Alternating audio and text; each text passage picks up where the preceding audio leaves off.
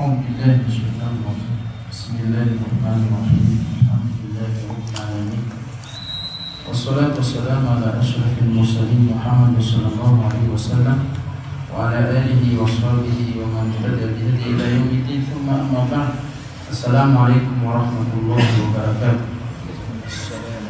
Kemudian dia selasa funatan bina tujuan Allah Subhanahu wa taala.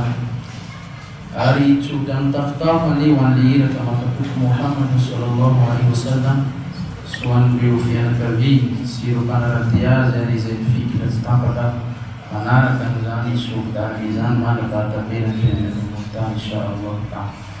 Hari bulan saat yang kau sikit makasih kepada Allah Subhanahu wa taala. Unis bulan Mei keratunan Assalamualaikum.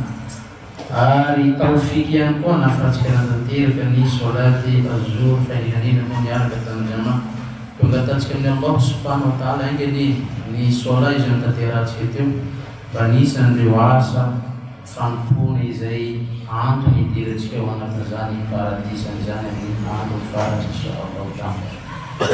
Rada seremoni jenis Allah Subhanahu wa taala wana masnad dia mitinin cikan Arman verses em partit que verbedo na Quran da diz que fazem surah dalam caput inteiro na hora de caminho ahasib an-nas an yufraku an yaqulu amanna wa hum la yuftanun. Allah Subhanahu wa taala diz manovi mirchet niefta veu fizeram na kulmel vez ari onde tem frutos vez aí im zemin que chucha paine zari zanela na funizan. Takkan Allah Subhanahu wa taala alisna menina jenis dan zan bersizan debilite yang cigefa ni dunia zayana ceti tani zayana ceti dia tani izai na filha Allah Subhanahu wa taala film ficapan nanti fasanya Allah Subhanahu wa taala ficapan zan kumbilan sadaya bituntan ari zan ficapan izan mete wanatin ni fasairan mete wanatin fasambaran cijer Allah Subhanahu wa taala dalam universitas tilim cidis malai huwa alladhi ja'alakum khalaifa al-ard. Allah Subhanahu wa taala uzizi na nonari usulteni untan upandinga upandam ورفع بعضكم فوق بعض درجات. Anatolia Allah Subhanahu wa taala yang present seraya de marina misas anatolia Allah Subhanahu wa taala naman. Zane miskara zanule tumuntan min Allah Subhanahu wa taala hunna si arenas faumbias ne tumuntan yotan yenau. Inna nyatu itenemze Allah Subhanahu wa taala liyabluwakum fima atakum. Bandi ucapan Allah Subhanahu wa taala yang dari umizan di sini. Dikazena taarifa numizan Allah Subhanahu wa taala numbina na krayu mula ficapan aviam. Cinta ini mau kuzana pun bela ala selemani jenis. Mirci atau fez mene tumbung tanya, reform mene Allah Subhanahu wa taala, velar Allah Subhanahu wa taala faswa bali upilatana sinfuna tazialan ni tumbung tan. Diz mirce telefone foi zaiti Allah Subhanahu wa taala setiap menino faswa. Diz mirce telefone joga que Allah Subhanahu wa taala. E ele fala de forma muito clara ni zaba tamapatisa ni Allah Subhanahu wa taala kaza na futa na religious famiti mulino min Allah Subhanahu wa taala faswa na ma. Ifat sechapa na kufi Japan ifani Allah Subhanahu wa taala. Akhiran zede ko miskara zanulane ko Allah Subhanahu wa taala mandi ficapan na zanatan fasairan ndeke wanatin shena fitirtir sfapia karen sfapia ndekara zana swap na letre zilai numbino na tsaira ya am fiene zende tumunta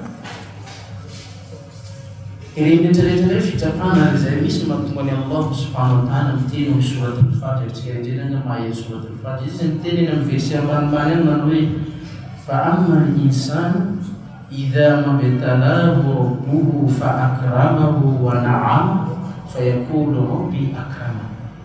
Arni umbel barada Allah Subhanahu wa taala refaiz ucapan Allah Subhanahu wa taala meniladan riwaswa aswa siarina sy voninahitra. Fa yaqulu rabbi akraman, dia miteny izy manao zato mena Allah subhanahu wa ta'ala voninahitra tika zay zao ity.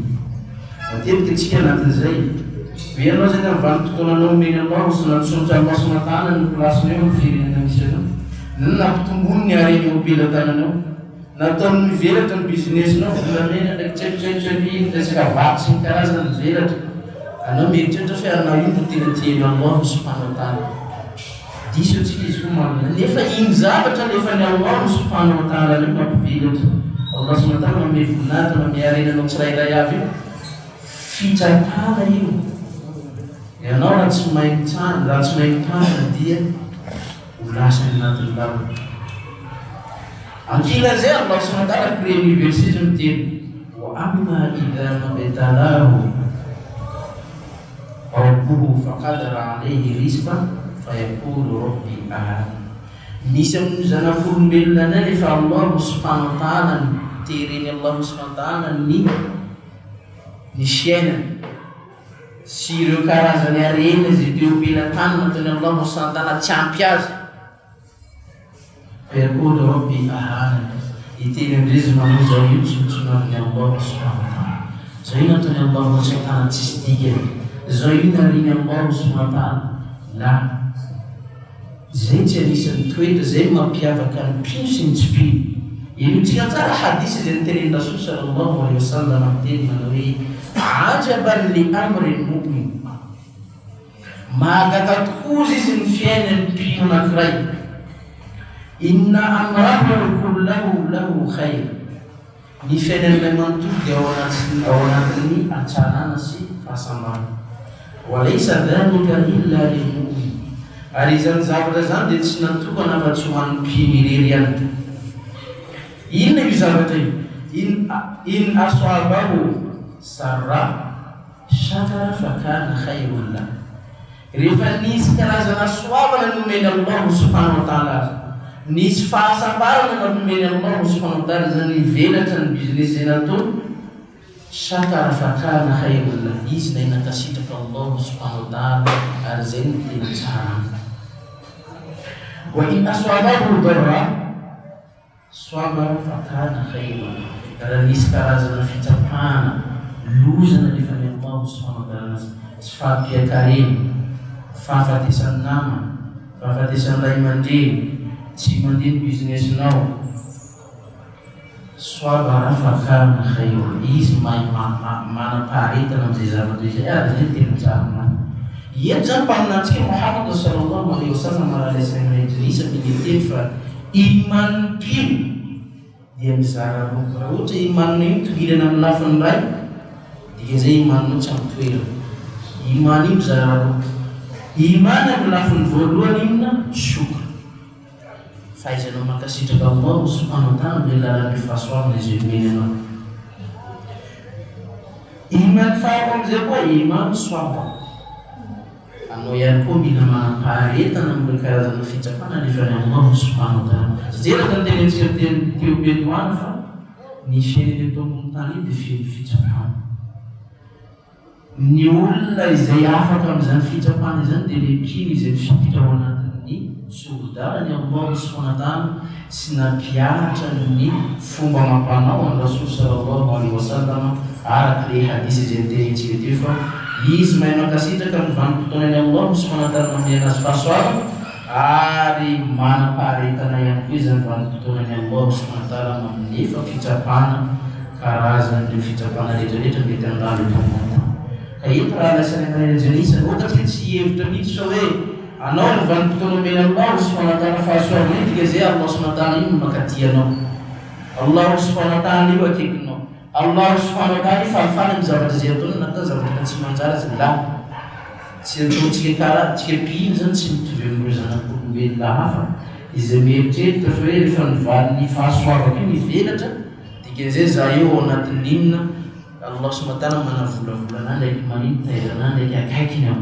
Fa rehefa le fahasoavana ndraiky le harena io ndreo mpitely Allah subhanahu wa ta'ala, izy mametriny Allah subhanahu wa ta'ala fa hoe za io fanariny Allah subhanahu wa ta'ala. Tsia Allah subhanahu wa ta'ala la yanzur ila suwarikum wala ila ajsadikum. Allah subhanahu wa ta'ala dia tsy mijery ny tarehinareo sady tsy mijery n'inona ny alebiazan'ny vatatsika io, fa izy dia mijery yanzur ila amalikum wa qulubikum. Izy mijery ny asa zay ataotsika sy ny zavatra izay ao anatin'ny fotsika io. Ka eto tsika raha lasan'anisany oka tsika ahay hitanana amin'ilay karazana fitsapana nefany Allah subhanahu wa ta'ala na ao anatin'ny fahasambarana zany na ao anatin'ny karazana fitsapana amin'ireo tsy fampiakarena sy fahafatesan'ny namana, satria ny fahaizantsika mangala amin'ny lesona amin'ireo karazana fitsapana nefany Allah subhanahu wa ta'ala izany mety ampiditra antsika ao anatin'ny paradisa amin'ny any farany. وأقول قولي هذا وأستغفر الله لي ولكم وجزاكم الله خيرا. سبحانك اللهم وبحمدك أشهد أن لا إله إلا أنت أستغفرك وأتوب إليك. سبحان ربك رب العزة عما يصفون والسلام على المرسلين والحمد لله رب العالمين.